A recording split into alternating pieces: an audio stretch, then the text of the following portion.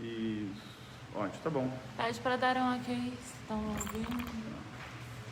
Tá Pode procurando. passar a aula, vai ficar salva no Facebook? Entendi. Vai ficar salva? Vai. Então eu vou dar um carinho ali na sala. Tá. Pega o Daniel, o slide aí que tá com vocês aí. Porque não tem ninguém ali, só se alguém ficar passando lá para mim. Bom dia. Tá ouvindo bem, vendo bem aí, pessoal? Dá um sinal para eu aí se tá bom, tá bom. Imagem e som, por favor. Tá. Beleza. Amém, amém. Deixa eu subir enquadrado ali. Tá aí, olha aí, tá bem enquadrado? Posso estar torto assim, ó? Aí não consegue, o pessoal não vê.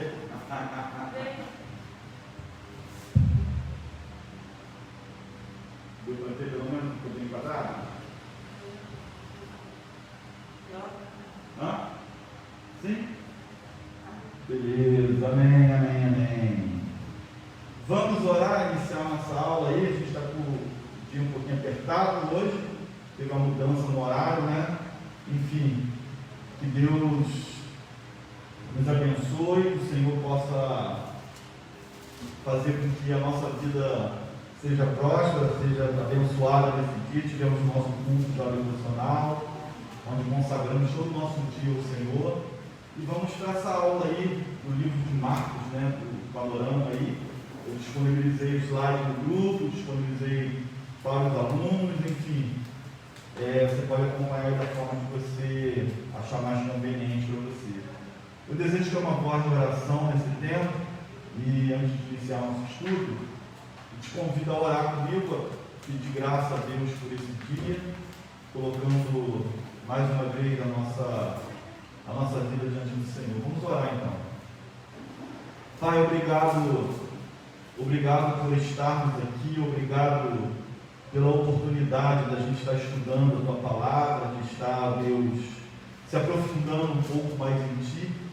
Nós colocamos, Deus, as necessidades que temos, a família do Leonardo, o consolo, meu Deus, que o Senhor está dando, e com certeza tem as nossas orações para continuar, ó Pai, intercedendo por eles, para que cada um ali, ó Deus, seja abençoado, guardado, consolado, fortalecido pelo Senhor. E a gente coloca em suas mãos essa família, o Leonardo, seu irmão, toda a sua parentela, primos, amigos que estavam ali naquele sepultamento.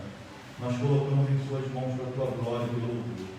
Colocamos o nosso país, colocamos as dificuldades que estamos enfrentando, Pai, de, Senhor, ver essa mortandade toda. Toca a tua mão sobre a nossa nação, toca a tua mão sobre os cientistas, sobre os profissionais, sobre todos aqueles, ó Pai, que precisam, Deus, da sua proteção, da sua graça, para poder, ó Deus, cuidar do semelhante.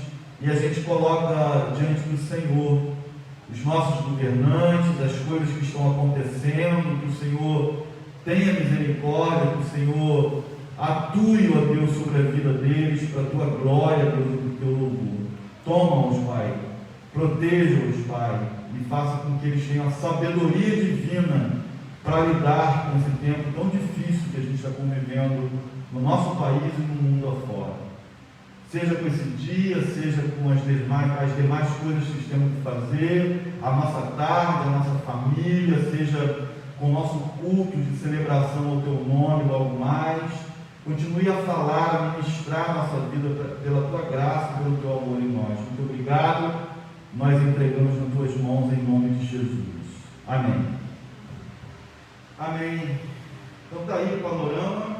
Você que está acompanhando aí, estamos no segundo livro, né? Porém a terceira aula do nosso panorama bíblico do Novo Testamento, o livro de Marcos.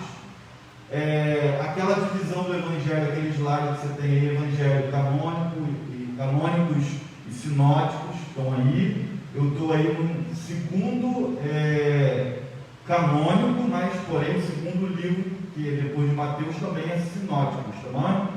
E depois vem o Lucas. Aí depois vai vir o João, que não é sinótico, você já sabe o que é isso, já tivemos uma aula sobre isso. Então, eu estou no segundo evangelho e o segundo sinóticos. Os sinóticos são Mateus, Marcos e Lucas, beleza? E aí, Marcos, na verdade, foi um cristão do primeiro século. Ele, você vai ver daqui a pouco na Bíblia, primo de Barnabé. Barnabé, tem a musiquinha do Barnabé aí, tem um pão que a igreja não toca, né? Eu acho linda aquela música. Homem cheio do Espírito Santo, de fé. Ele foi um cooperador de Paulo e dos apóstolos, autor desse evangelho aí que leva o seu nome, apesar de não ter sido citado nominalmente nesse evangelho que ele escreveu. O Marcos, na verdade, é mencionado em outros livros e cartas de Paulo e outros evangelhos, como João, por exemplo, né?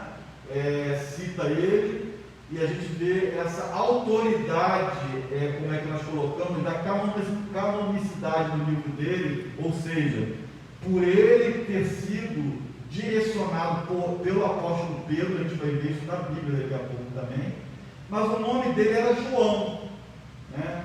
Yohan, que significa Yahvé mostrou graça. Mas, como muitos, né, da época dele lá, ele assumiu o sobrenome latino, né, de Marcus. Marcus significa um grande martelo, o que em sua forma grega é Marcos, com K.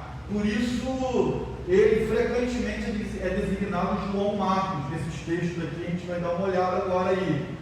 No texto de Atos 12, é conhecido, diz assim, pode passar aí: e considerando ele nisto, foi à casa de Maria, mãe de João, que tinha por sobrenome Marcos, onde muitos estavam reunidos e oravam. Aí eu tenho esse eu li de Atos 12. Agora eu vou ler Atos 12:25. Barnabé e Saulo, havendo terminado aquele serviço, voltaram de Jerusalém, levando também consigo a João, que tinha por sobrenome Marcos. Então você observa que a gente tirou essa dúvida, né? O João Marcos é o autor, que dando o sobrenome dele, de Marcos, do Evangelho. Ele era provavelmente judeu, nativo de Jerusalém. O texto de Colossenses também fala isso, a gente vai ver. A sua mãe, como você viu, Maria. Então ele era parente de Barnabé, esse companheiro de viagem missionária de Paulo. Então, pelo fato de seu pai não ter sido citado, provavelmente, eu estava falando isso hoje pela manhã, numa outra abordagem, ele já a mãe dele já era uma viúva, provavelmente, na época que ocorreram esses relatos. Então, era comum também citar o nome do pai das narrativas dos livros. Então, você vai ver que aparentemente João Marcos pertencia a uma família abastada. Não era uma família muito humilde, visto que a casa da mãe dele parecia ter um tamanho suficiente para abarcar ali um bom número de pessoas para se dedicar à oração. Então não era uma casinha simples, provavelmente. E possuía criado, né?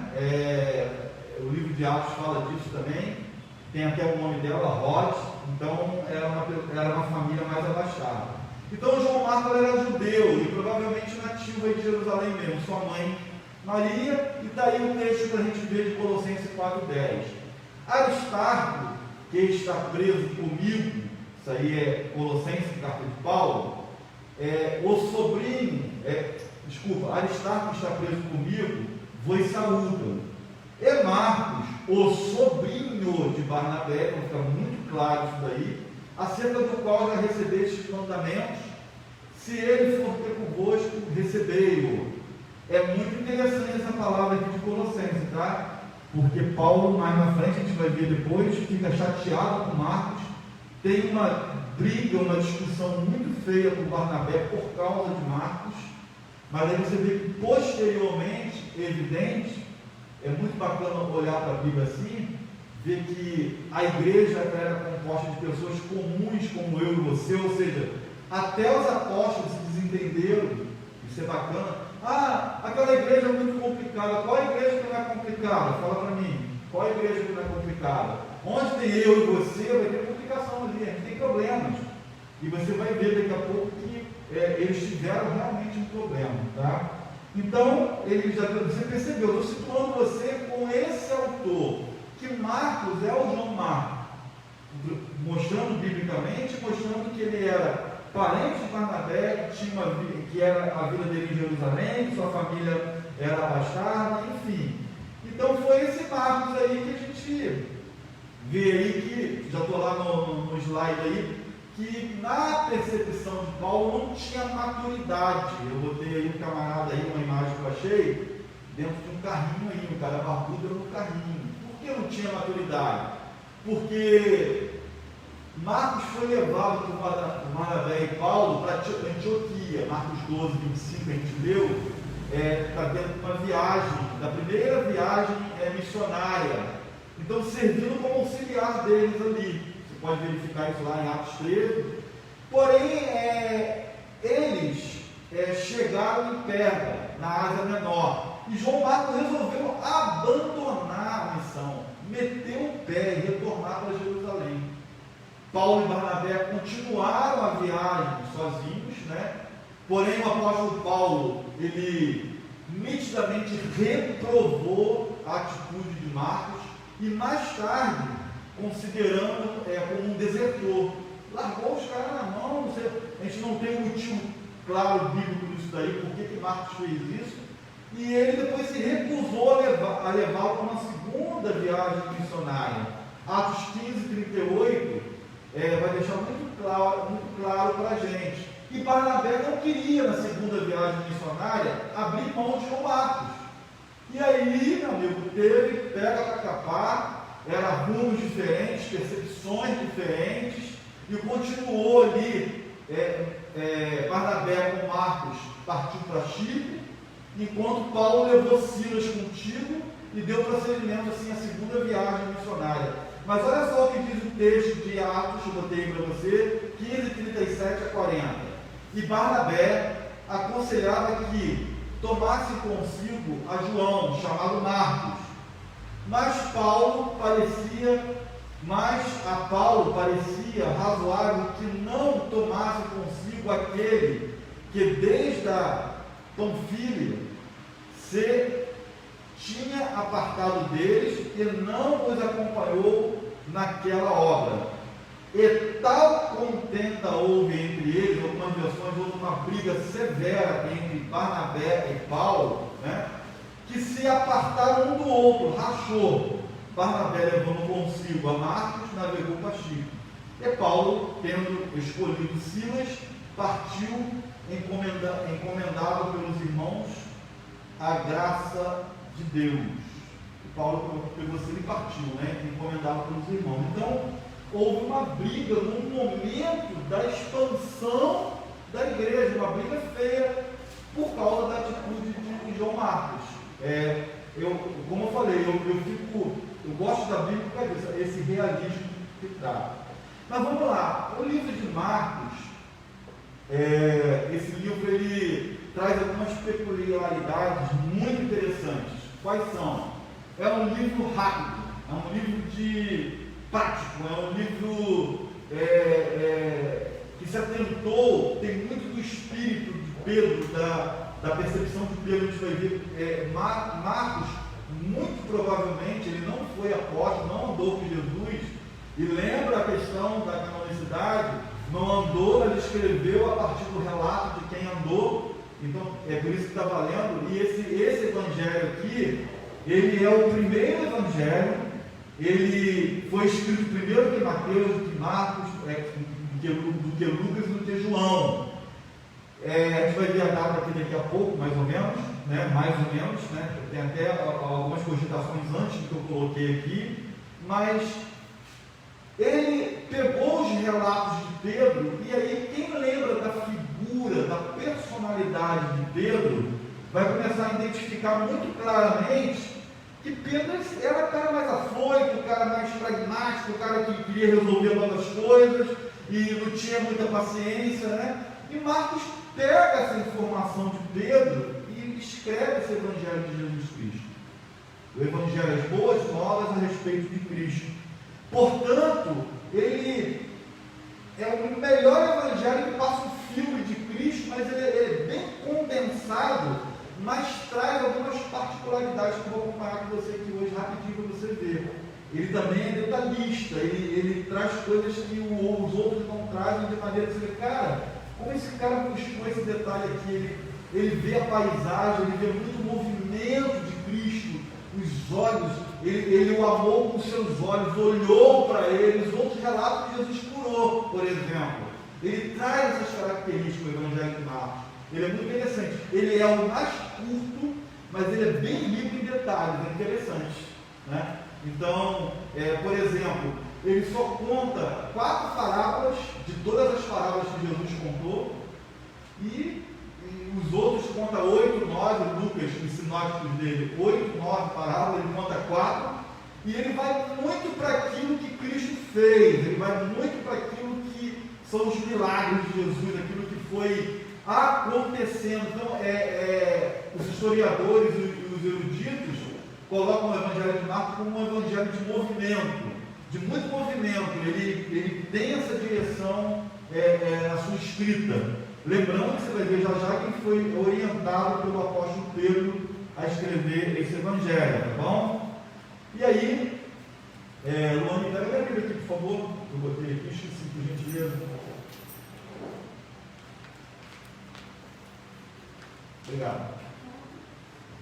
E aí tem um fator aqui interessante para a gente observar, que ele, quando inicia o seu Evangelho, eu quero ler isso para você, ele deixa bem claro do que ele está escrevendo, tá? E aí ele diz assim, Marcos 1, diz assim para a gente: princípio do Evangelho de Jesus Cristo, Filho de Deus. Bem, ele começa com a profecia de Isaías, né? Você já observou isso. Eu quero deixar claro para você aqui o seguinte: a tabelinha que você ganhou, que está na aula anterior dos sinóticos, está dizendo que Marcos estava mirando os romanos e os gentios. O alvo da escrita de Marcos é romanos e gentios. Vocês lembram disso? Tá? Então aparece que esse evangelista, né, ele foi muito influenciado por Pedro, e na primeira carta de Pedro, estou nesse slide aqui, tem 1 Pedro 5,13, na primeira carta de Pedro, Pedro trata ele de uma maneira muito significativa, muito afetiva, e ele ficou com Pedro em Roma. Diz assim, 1 Pedro 5,13, a igreja que está em Babilônia. Olha só o problema aqui. Aí o cara está lendo o Novo Testamento, olha só, não fez o panorama do Antigo Testamento, a igreja que está em Babilônia. Pega Babilônia já, né? É escolhida também por Deus, manda saudações.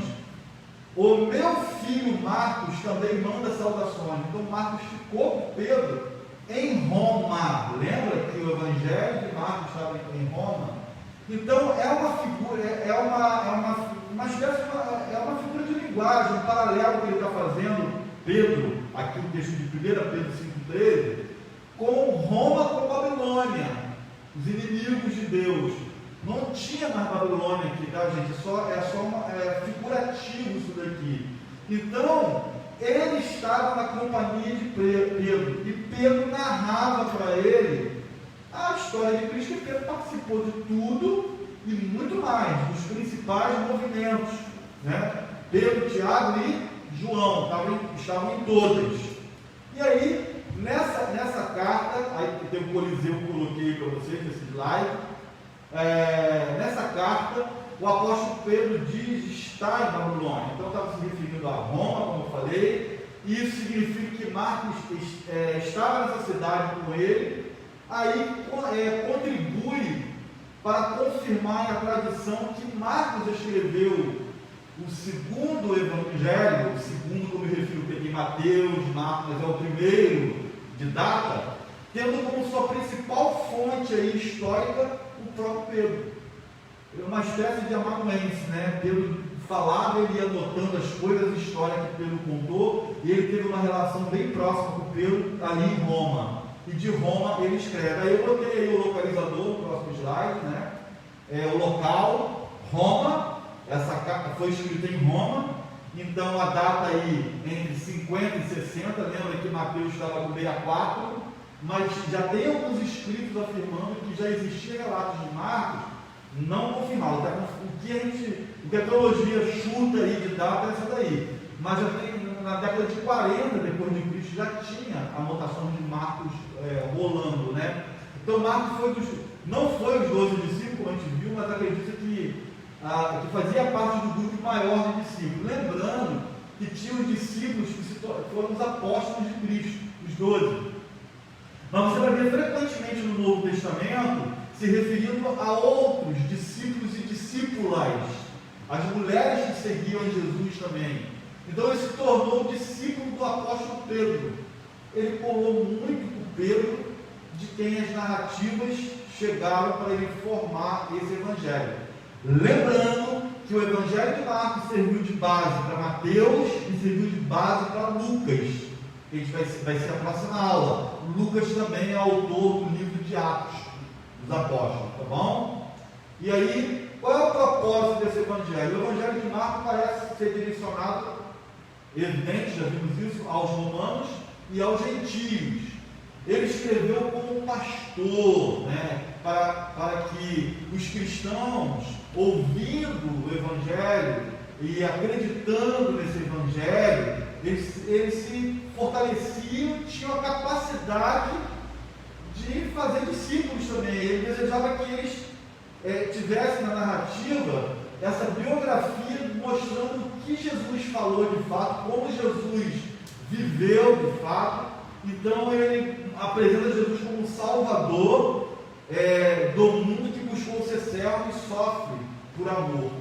Muito interessante, porque a gente viu naquela tabelinha de novo que ele tem essa preocupação de Marcos, de evangelização.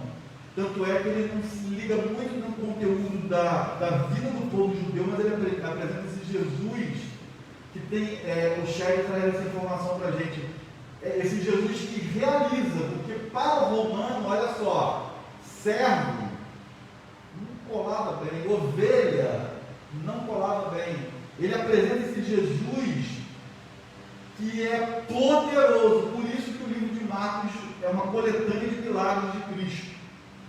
Olha só, você lê um livro e você compreender a ênfase. Então, por que aqui? Você pode folhear Marcos aí, se tiver com a Bíblia, você vai ver. Aí tem lá o início, esse Isaías, depois vem o batismo, vem a tentação curtinho, da tentação de Cristo, tudo muito curtinho. Aí vem 4 parábolas somente, os outros já falei, 8, 9 parábolas de Jesus, eles só contam a metade ou menos da metade, e depois ele se aplica aos fatos de poder de Cristo. Olha só, porque o alvo dele era quem? Os romanos. Eles se ligavam na dominação, do poderio, do imperador. Então a linguagem, o propósito da linguagem dele era realmente atingir isso. E Pedro contava esses milagres para ele. Então eu cheguei na chave, no propósito ainda, e ele buscou fortalecer a fé dos crentes diante da perseguição do próprio Império Romano. E tem um ensino muito enfático nele do que é ser discípulo de Cristo. E aí o versículo-chave, esse versículo-chave aí, gente, é quase unânime. Eu achei muito poucas pessoas que não concordam que esse é o versículo-chave de Marcos. Geralmente o versículo-chave é para um, não é para outro, mas, poxa, o pessoal, a erudição vem com ênfase nesse versículo-chave aí, e vale a pena a gente pensar nele um pouco. Pois nem mesmo o Filho do Homem veio para ser servido, mas para servir e dar a sua vida em resgate por muitos. É isso que Marcos estava querendo apresentar. Jesus, o resgatador, pelo seu poder, pela sua autoridade sobre espíritos imundos, pela sua maravilha de de fazer, por exemplo, a multiplicação dos pães, dos peixes, que a gente vai ver hoje o texto aqui ainda, por ele ter ressuscitado, ele apresenta esse Cristo que vem resgatar a muitos. Então aí, agora estou no slide da corrente aí, como é que a gente vai amarrar isso aí? Como é que a gente vai unir isso daí? Assim como Jesus foi um servo humilde, também devemos ser, não buscando ser servido, mas servir e dar a nossa vida em resgate de muitos, né? Essa é a ideia de Marcos. O que é isso que Marcos vai fazer? Quem faz essa obra é Cristo. Mas quando a gente vai para um serviço cristão, para desenvolver os nossos dons, a gente precisa se quebrantar e ter esse pensamento, não só na nossa mente, mas fazer com que esse pensamento chegue e alcance o nosso coração. Se eu faço uma peça de teatro, se eu dou uma aula, se eu ministro um louvor, se eu faço uma pregação, seja o que for, se eu entrego uma cesta, se eu estou orando com as pessoas, eu preciso ter isso em mente, que eu estou fazendo isso com a intenção de levar essa pessoa a ser resgatada por Cristo. Ele veio para resgatar muitos, não importa quais sejam as provações que a gente vai passar por isso. A fidelidade de uma vida humilde a serviço de Cristo e discipulando um ao outro. Então a gente está precisando dessas referências no meio da igreja. De qual igreja? Todas as igrejas. De crentes discipuladores, de crentes que se reúnem com a intenção de edificar o irmão e de abrir o coração, dilatar a mente daquele que não se antenou ainda para a verdade de que Cristo também é o resgatador da vida dele.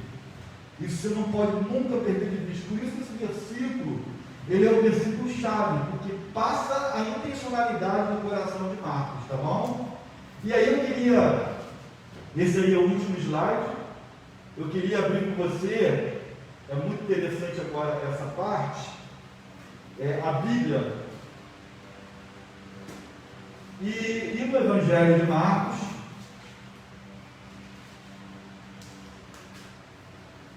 capítulo 6,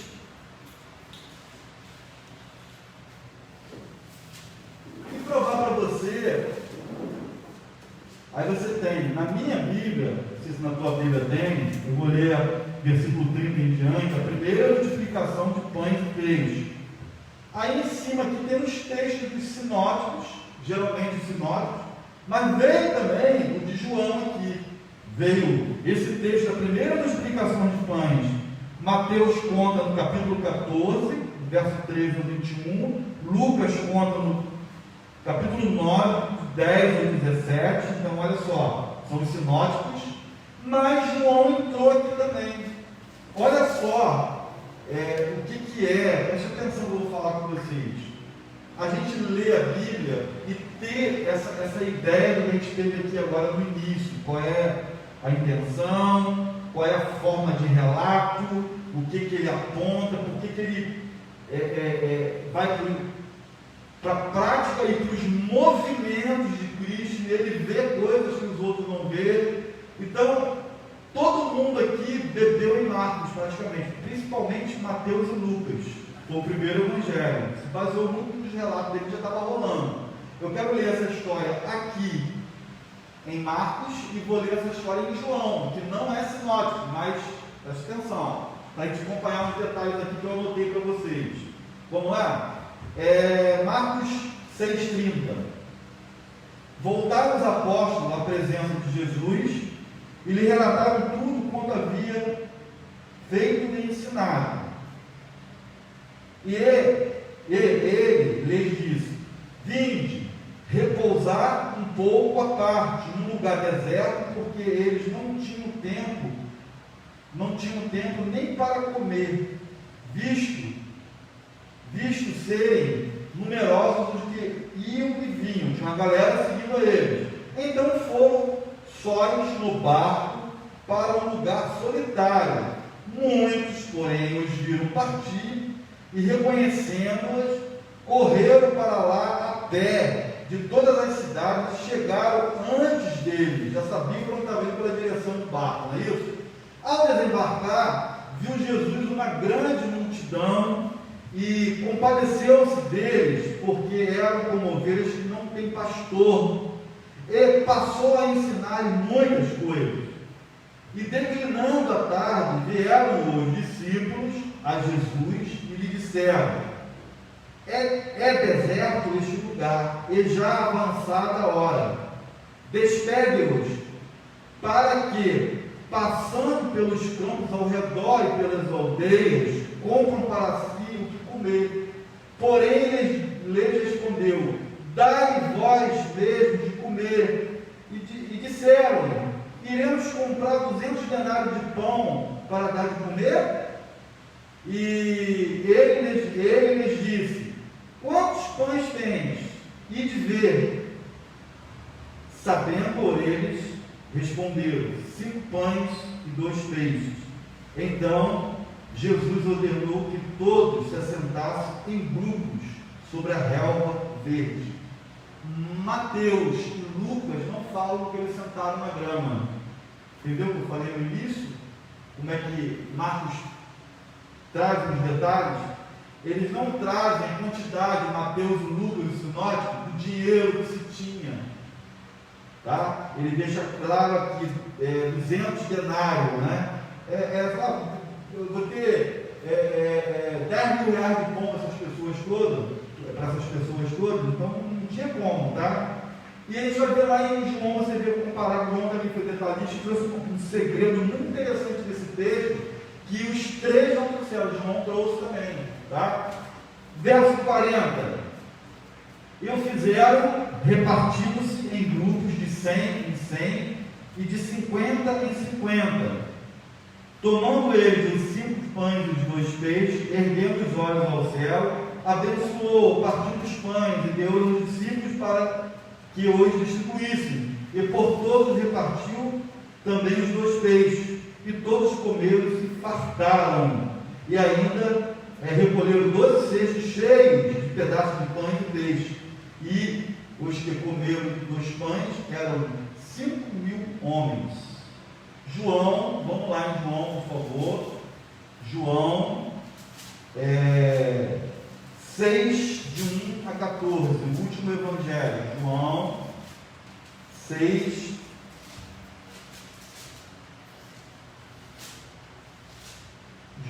Evangelho de João 6. Olha que coisa interessante que João traz para a gente também.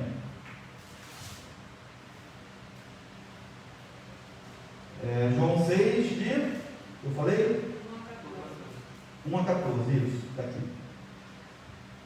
Depois dessas coisas, atravessou Jesus o mar da Galileia, que é o de Tiberíades. Seguiram numerosa multidão, porque tinham visto os sinais que ele fazia na cura dos enfermos. Então, subiu Jesus ao monte e assentou-se nesse lugar deserto que Marcos fala, com o seu discípulo. Ora, a Páscoa, a festa dos judeus, estava próxima. Então Jesus ergueu os olhos e, vendo a grande multidão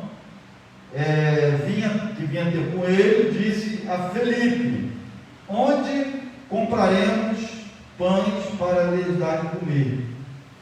Olha só, aqui Jesus que falou, tá? Para Felipe, a pessoa. Não foi só para os 12, mas dirigiu uma pessoa. Olha a estratégia do verso 6, que interessante. Mas dizia isso para o experimentar, porque ele bem sabia o que estava para fazer. Foi só um teste. Jesus provocou o teste. Ninguém traz isso. João trouxe isso. Então, essa multiplicação dos pães teve uma provocação de Jesus. Mas dizia isso para experimentar, né? Verso 7. Respondeu-lhe Felipe: não lhes bastaria 200 denários de pão para receber cada um o seu pedaço? Era uma grana. Era muita gente. E seria hoje você gastar mais de 2.000 reais de pães, só para você ter uma ideia. 5.000 pessoas, e não está relatado como na época crianças e mulheres, homens. Aqui na Bíblia diz que o denário era tipo uma moeda equivalente a um dia de trabalho. Mais ou menos uma diária, por exemplo, de 70 ou 80 reais, 200 vezes. Era muita grana, né? Então, aí vamos lá. Verso 8. Um dos seus discípulos, chamado André, irmão de Simão Pedro, informou a Jesus: está aí um rapaz, aí já entra. Não é que veio, olha só, João está trazendo, tinha um cara que tinha com ele 5 pães e 2 peixes. Tá? Verso 10, e disse Jesus: fazei o povo assentar-se, pois havia naquele lugar muita relva. Assentaram-se, pois, os homens, em número de quase 5.000. Já tinha mulheres e crianças que não entravam na conta, tá bom, gente? Então Jesus tomou os pães e, tendo dado graça, distribuiu entre eles também igualmente os peixes, quanto queriam. E quando já estavam fartos, disse Jesus aos seus discípulos: recolheu os pedaços que sobraram, para que nada se perca. Assim, pois, fizeram, encheram 12 cestos de pedaços dos 5 pães e de cevada, que sobraram aos que haviam comido. Vendo, pois, os homens que sinal que Jesus fizera, disseram: este é verdadeiramente o profeta que haveria de vir ao mundo. Sabendo, pois, Jesus que estavam para vir com o intuito de arrebatá-lo para proclamarem rei, retirou-se novamente sozinho para o monte. Você vê como é que eu vou falar para vocês? A riqueza que você lê o mesmo texto, onde ele está contado por outras pessoas, né? E se você for ler ele em Mateus, se for ler ele em Lucas, ele é mais pobre ainda. Então você vai ver. Uma outra coisa que eu chamo a sua atenção, para a gente estar finalizando, orando, e abrindo se tiver alguma pergunta, está no jovem rico. Deixa eu achar aqui. Jovem rico.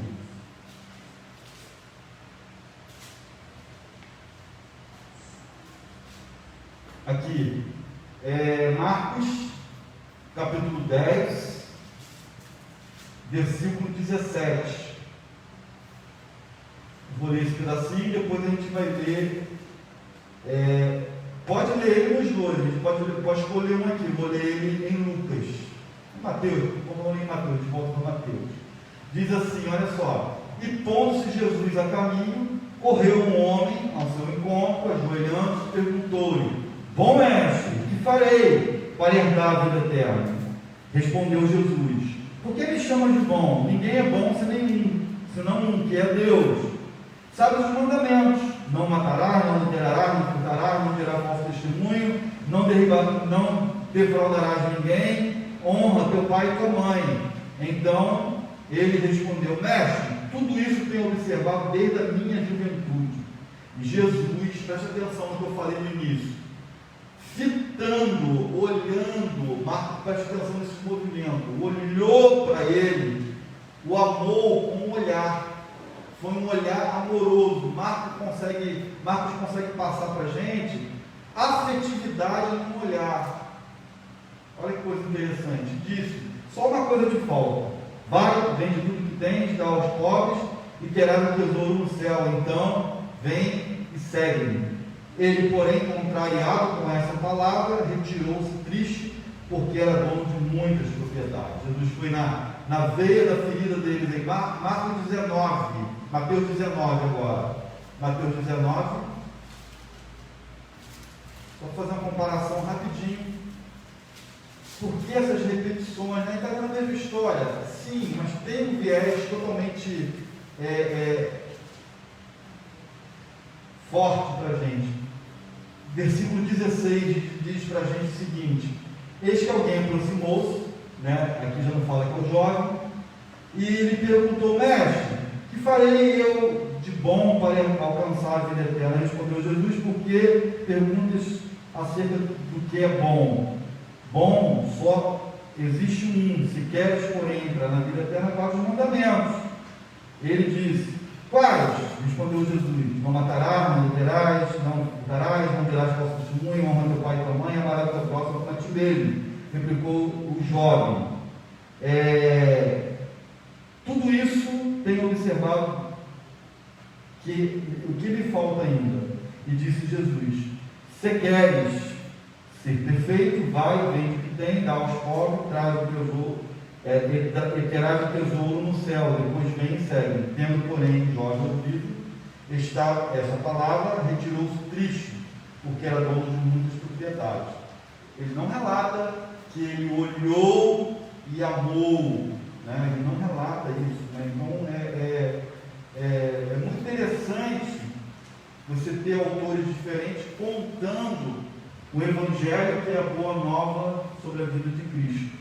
Então o Evangelho de Marcos traz essa síntese para a gente, né? É o Evangelho prático, é o Evangelho relatado por Pedro, influenciado por Pedro, na própria figura do apóstolo Pedro, um cara mais inquieto, um cara mais impulsivo, um cara que não dá muito rodeio, né? Então Marcos faz o menor dos evangelhos, o primeiro evangelho, isso lá, quase um consenso, 99% dos eruditos afirmam isso, que serve de base para os outros evangelhos, e talvez você lendo alguma coisa do que eu estou falando aqui hoje, se alguém anotar, você vai lembrar de mais coisas que a tua memória veio, porque, por exemplo, o Hudson escreveu, mas ele relatou algo que fez você lembrar de outros mais detalhes. Então, assim, tem esse estilo literário evangélico, que é sobre a vida de Cristo, e a gente vai ver todo esse movimento de Deus, esse evangelho do Filho de Deus, do Filho Todo-Poderoso de Deus, que com sinais e maravilhas muito bem compilado por Marcos aqui, traz para a gente a mensagem do resgate de muitos, da salvação de todo aquele que crê. Tá bom? Tem alguma pergunta aí, irmão? Alguma parte do Evangelho de Marcos que você quer entender? Dá uma olhada aqui, Luane, para mim, aqui, se tem alguém que colocou alguma coisa aqui, que eu estou vendo ao contrário aqui, eu não estou vendo ele. Alguma dúvida, alguma coisa para você colocar? É a nossa, na verdade, é o nosso panorama de Marcos, né? Não? Não, Marcos? Fala, lê para mim. Karen está perguntando qual é o versículo-chave do livro de Marcos, que dessa vez não tinha no slide. Está lá. Verso 45. E não é Karen não, que é Miranda. É Miranda? É Miranda. Fala aí, pode falar, não, está me ouvindo, não é Karen não, é Miranda, porque está bem claro lá, a chave bem grande. O Luiz falou que não é Karen, é Miranda, que ele passou correndo, né? Não, ele colocou ainda agora, Miranda está no começo da aula. Tá aí, tem a chave bem grande aí que você vai achar, procura aí. Procura que você vai achar. Ainda falei mais, além disso, chegou atrasado na aula também, tem isso, Hudson. Hudson estava assistindo. Ele chegou atrasado na aula, ele. Porque, presta atenção, eu ainda falei que deu um destaque para esse versículo-chave, eu falei que praticamente consenso, não vi ninguém discordando. Geralmente versículo-chave, Karen ou Miranda, nós acreditamos que é Miranda, né? Vamos falar assim. Geralmente o versículo-chave é para um, não é para outro, né? Enfim. Mas esse daí foi unânime, né? A galera toda colocou ele como versículo-chave. E eu quero saber se Miranda vai vir culto à noite. Tem que colocar aí, tá assistindo aí? Mas sabe que Gabi só eu não vi o nome dele não, tá bom? Gabi só apareceu para rir. Gabi só apareceu para rir. Ela não assiste aula não, ela bota lá rir, aí fica lavando louça, entendeu? A Luane riu, o Luane é amiga dela, confirmou, entendeu? Tem mais alguma pergunta aí, gente? Versículo-chave está aí. Marcos 10, 45. Está bem claro aí. Eu quero saber como é que um aluno desse fica no ranking. Não tem como, cara. Tá difícil, né? Tem que ser rebaixado. Tem que derrubar Miranda do ranking mesmo. Não dá não. Mas só tá na hora de você incluir meninas no ranking, pastor. Porque assim, com Miranda e bigode assim, não dá. Tem Gabi, mas a Gabi está se tornando agora de offline. Ela ficou offline direto aí. Não tem só Gabi. Aí ela tá falando menino. Tá filmada. Ela tá falando Miriam. Meus alunos são todos Miriam e maravilhosos. Zildéia, no caso, que elas são muito mais frequentes. Pô, Zildéia no livro falta um. Miriam, rapaz, vira casal para poder participar da aula, tá? Se vira no escrita lá. Amém, gente, amém. Rebeca, alguma pergunta? A Miriam jogou o texto lá, ó, no comentário. Marcos 10, 45. Isso aí. Não? Tranquilo? Amém? E eu tenho um problema também, quando o Gabi não vem, o Dani não vem. Isso aí. A Dani é assim mesmo, Tá pastor. colado. Entendeu? Tá na colheira. Alguma coisa aí mais, mano? Não, né? Miriam botou assim, em relação à mensagem de domingo passado. Você falou que ia fazer um teste, uma prova em relação a esse vídeo passado. Isso. Obrigado, Miriam. Beijo. Vou botar O teste do domingo passado. Bem, teve uma pessoa que me deu um retorno voluntariamente, se eu perguntar, né? Estava dentro, mas eu quero... Eu quero lembrar qual foi a proposta do teste, que eu lembro da mensagem, mas eu lembro qual foi a proposta do teste. Eu também não lembro, não. Fala aí, eu faço aqui na hora, algo bom assim. Joga aí que eu faço na hora. Foi ovelha perdida, Eu lembro da mensagem, Foi ovelha perdida, não foi ovelha perdida? Na verdade, ovelha perdida? Então, o contexto que eu coloquei da ovelha perdida para vocês. Como é que vocês conseguiram? Eu trabalhei com sinóticos. Não é isso? Perfeito. Eu citei sinóticos? Sim. Não, eu não citei o nome sinótico à noite, não fiz isso. Mas falou Lucas 15 e Mateus 18. Sim. Aí eu quero destacar justamente isso para vocês, tá? Ao ouvir aquele tipo de mensagem, se você não estivesse estudando sobre o sinótico, você entenderia a intenção do pregador? Eu não citei, justamente, eu não falei para a turma da noite, esse evangelho é sinótico, eu vou ver lá, vamos ver. Eu comparei o texto um com o outro. Você deixou claro que Mateus era a passagem do pai amoroso. Isso, e o outro, por que isso? Para mostrar que, tipo assim, por mais que eles falem sobre o mesmo período, você falou que essa palavra foi contada duas vezes. Uma ele tinha um propósito e a outra ele já tinha outro propósito diferente. Essa questão de... E mais do que isso, ao estudar o quê? O sinótico, a turma da noite, ninguém sabia disso. Eu consegui identificar o que em relação à história contada por Jesus da ovelha perdida. Vê se o pessoal está respondendo ali. Essa é a pergunta. Eu te dei várias respostas que tu mete dessa, pode ter. Essa é a chave para ver se vocês entenderam a aula mesmo. O que eu consegui quando eu mostrei o contexto de Mateus, da ovelha perdida, que era os caras que precisavam se converter, e o outro que era pecadores dos religiosos, né? Eu provei uma coisa ali. O que eu provei ali? Tem que responder, cara. Vamos? Vou responder de novo, porque para mim é a mesma coisa. Que a parábola é contada em dois contextos diferentes, com duas propostas distintas. Naquele ele convenceu os caras de uma coisa, naquele do outro. A mesma parábola contada quantas vezes? Duas vezes. Pô, eu falei isso, mas... Não, você falou, tá? Você já tinha me respondido isso voluntário. Ele era o voluntário que mandou para mim, tá? Por isso que eu era um dos melhores alunos, entendeu? Não, peraí. Peraí, parceiro, que eu já... Muito bom. Eu falei, irmão. Eu falei para ela que deixa eu sou clarear. professor. Vem aqui, mas só me participação, vem aqui. Deixa eu clarear aqui. Justamente isso. A utilização do conhecimento teológico dos sinóticos levou eu a declarar para vocês, isso não está na Bíblia. Levou eu a declarar com boa base bíblica que aquela história foi contada duas vezes. E eu utilizei o conhecimento teológico. Qual o conhecimento teológico? Que vocês tiveram acesso aqui. Para que estudar sinótico? Por que eu quero saber disso? Olha, você vendo isso e avaliando o contexto de um texto, você enriquece a sua interpretação bíblica. Então nós não estamos estudando auréus aqui, nós estamos estudando coisas interessantes. Então o único que conseguiu, Miranda está aí, se ele estiver aí, você está acordando, chegar próximo, alguém falou alguma coisa aí? Gabi falou que não tinha entendido a pergunta, mas você já explicou. Tá. Desculpa, perdão, porque eles ficam me cortando aqui, essa turma aqui ao vivo a gente fica diferente. Eu não fui claro na pergunta, tá certo? O que eu quis dizer, o único que respondeu mesmo foi o Hudson, né? Por quê? Ele conseguiu perceber que a ovelha perdida foi contada duas vezes em contextos diferentes. E eu utilizei a técnica do sinal. O Luiz nem passou perto do pastor Luiz. O Luiz nem comentou nada. Duvido. É que o Luiz já é subprofessor, ele não precisa comentar mais. É porque eu ainda insisto, eu já sou subprofessor, não preciso ficar mais nessa. Eu vou ver o molequinho assim, ó, dançando lá, igual o Michael Jackson. Você vai fazer isso, ó. Mas, pastor, se o Curupira mandar um walk, ele vai pra frente ou pra trás? Pastor, vai. Tá bom, então.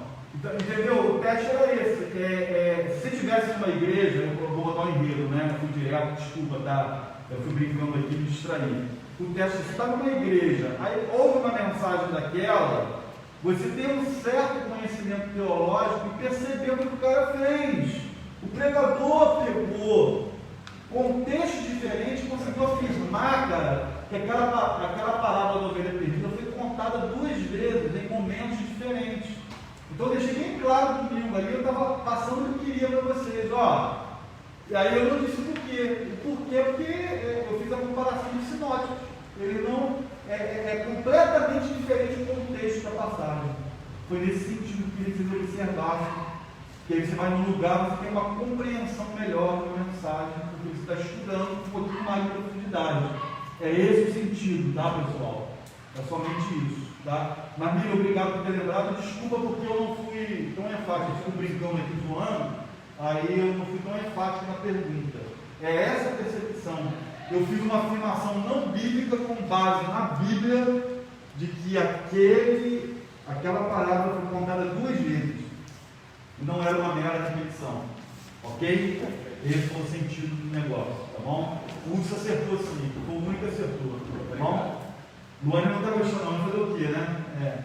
Mas Luane está entrando na classe, ela tem que vir mais a aula um pouquinho, mas ela está chegando lá, entendeu? Eu acho que ainda falta uns 3 anos assim de 3 anos. educação intensa, igual eu, Bigode, a Rebeca, Miranda. Miranda, você botou Miranda? Não, Miranda não. É que tipo assim, Miranda, Miranda Pra dar força ele é nele. bem desprovido de inteligência, mas ele é dedicado, ele é um cara, ele é simpático.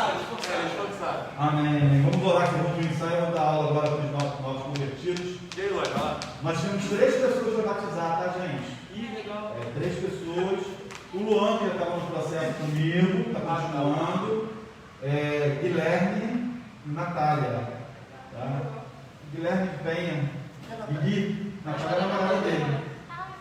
Tá? Estão querendo se batizar, está começando aí com a gente hoje também. Dá hora por eles aí, que Deus abençoe.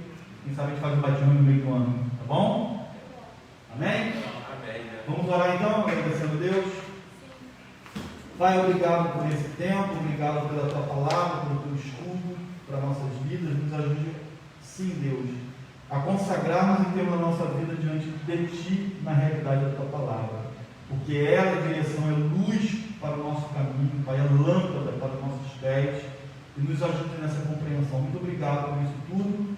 Nós oramos assim em nome de Jesus. Amém.